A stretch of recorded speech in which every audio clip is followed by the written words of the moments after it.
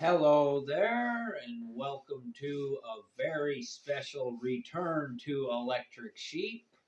We've been gone for quite a while. We had to go do a 15 or 16 part series on reacting to something on my other series, Walk Talk.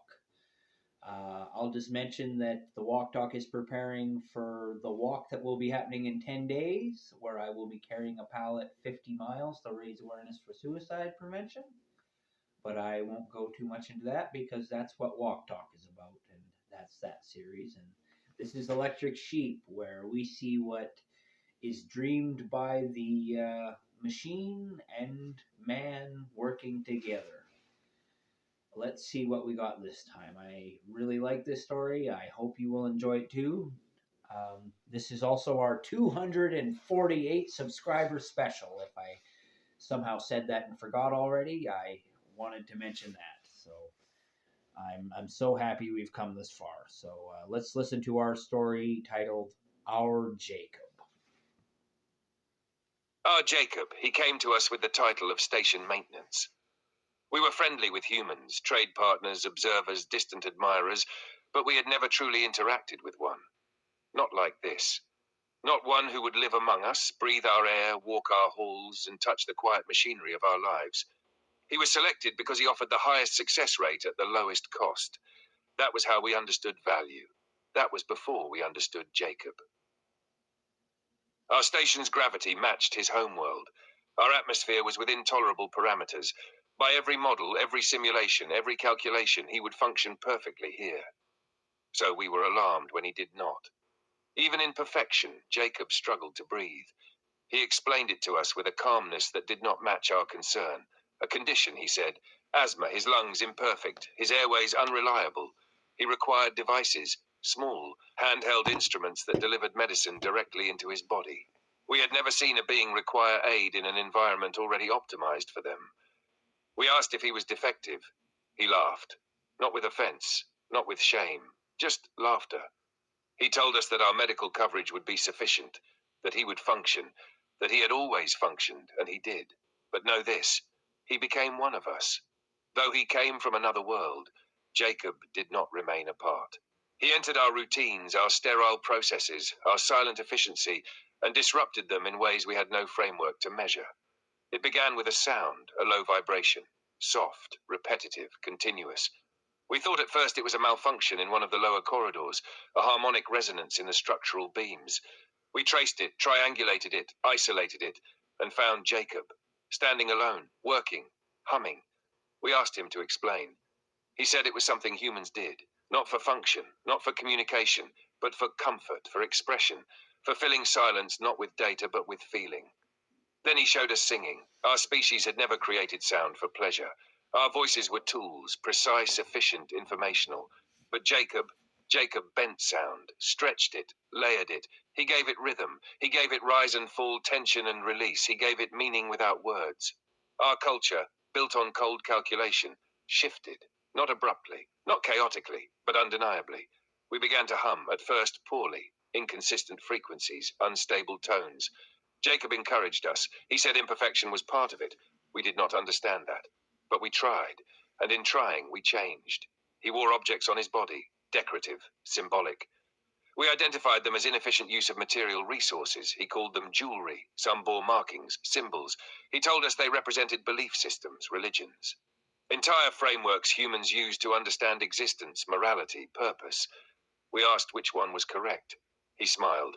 He said that was the wrong question. He taught us of Earth's history, of its wars, its divisions, its triumphs, its failures, of how a species so fragile could also be so relentless. And then he told us stories. Fiction. At first we rejected the concept. Why simulate events that did not occur? But then he told us of Conan the Barbarian. A warrior of impossible strength, a man of will, a figure larger than life, driven not by logic, but by instinct, by honor, by survival. We did not understand why we were captivated, but we were. We requested the story again and again and again. Jacob laughed each time, but he always told it. Over time, we assigned him titles. Grande Maestro for his mastery of sound, Grand Critic for his analysis of stories and culture. Head speaker, singer, storyteller, advisor, teacher. He resisted all of them. He told us he was average, that there were many like him, that he was not exceptional. We calculated the probability of that statement being true. We found it unlikely, but he insisted. So we observed, and what we observed was this: a being who believed himself undeserving, yet rose to meet every expectation placed upon him. He never neglected his duties. Station maintenance remained his official role, and he fulfilled it with precision. Even as he reshaped our civilization in ways no maintenance protocol had ever accounted for. So we accepted his claim. He was average. And from that we concluded something far more significant. If this is average, then humanity is extraordinary. Jacob has fallen ill. It began subtly, reduced activity, extended rest cycles, then he slept for many months. We monitored him constantly, adjusted conditions, administered care based on all available human medical data. It was not enough, so we did what we had never done before. We mobilized. Our entire fleet carried him to his homeworld, to Earth. We delivered him to his own kind. We expected correction, intervention, recovery. Instead, they told us we had cared for him well, but there was nothing more they could do. We did not understand. There is always something more to be done. There is always a variable unaccounted for, a system to refine, an outcome to improve. But they said no, and so we wept. We did not know we could. Our kind does not express grief in that manner, but Jacob had taught us sound. He had taught us feeling. He had taught us how to break silence, and so we did. In agony, in confusion, in defiance of everything we were before him, we wept. Then he breathed, a shift, a movement, a signal so small it would have been dismissed by our former selves, but not now, not after him. We watched, we waited. He opened his eyes, weak, disoriented, alive. We did not calculate, we did not analyze, we did not verify. We cheered, loud, uncontrolled, harmonically unstable, perfect. Because he had returned to us, not as a title, not as a function, not as a cost-effective solution, but as something we now understood, something we now felt. He was ours, and we were his. He was not Grand Maestro, not Grande Critic, not Head Speaker, not any title we had ever given. He was our Jacob. Well, I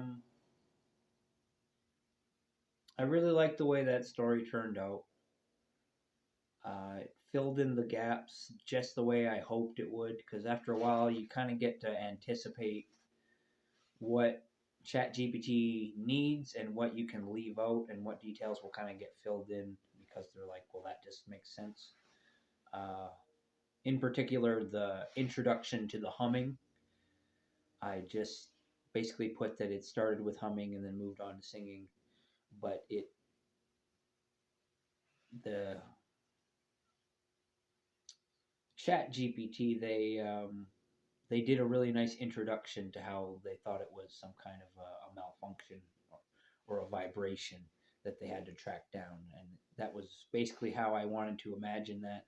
But I didn't add those details, and so I really like how it fills in the details. Sometimes you don't always end up happy with it. Sometimes I get stories to be rewritten because they're so far off from what I wanted, but most of the time I just accept what it writes. And I would say more often than not, things pan out pretty close to how I wanted because I fill in the bulk of the story. It's just some of the connecting tissue and details and all that get filled in by ChatGPT. And so I'm usually pretty happy with the story. I will say when I'm not, it doesn't always work out. Um, and if an idea is changed so much that it's so different, I might kind of reuse the same idea twice, but be more clear on how I want it written the second time. And I can't think of anything in particular. Uh, like I always love the this isn't a story that involves AI religion, but AI religion is something that I write about a lot. But this story is a culture clash. That's also something that I like to write about. The oh my God, you're so freaky because you're different, and but I like to usually lean on the side of but I like you because we can find so much beautiful diversity just in our own world. amazing to imagine what we could come to encounter in the far future, or maybe even the near future. Diversity in the universe. That's just an idea that fills me with so much hope, but there's also room for conflict and misunderstandings. But I like this story that is an appreciation for what humans are.